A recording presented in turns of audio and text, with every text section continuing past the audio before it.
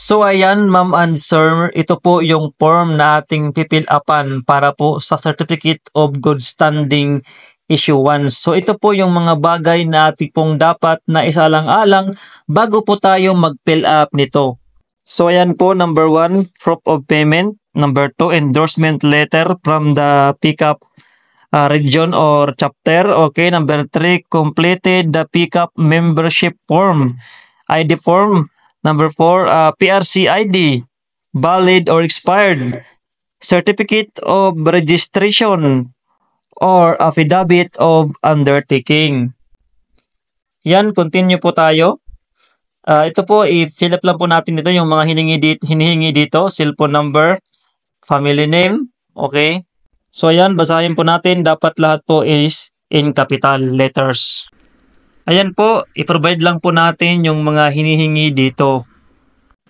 So ayan, make sure po natin kung saan po talaga tayo umuwi, yung ating present address ay yan po yung ating ilalagay dito sapagkat dyan po yung babasihan kung saan po ipapadala yung ating pickup ID at saka yung ating Certificate of Good Standing. Yan, yung region of course, kung saan region po tayo. Yan, next po, yung ating PRC ID number, yung kanyang expiration. And of course, yung photo po ng ating PRC ID, picturean po natin at ating pong i-attach dito.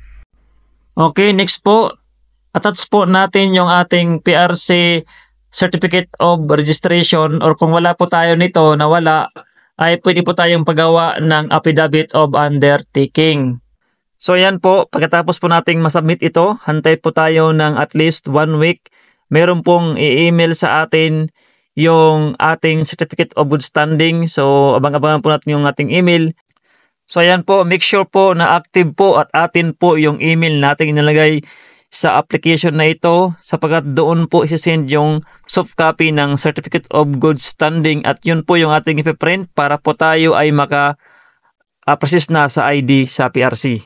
Then yung hard copy naman po ng ating CCOGS ay ipapadala po sa atin through GRS Express. Antay-antay lang po tayo, mga 2 weeks po after po nating makapag-submit.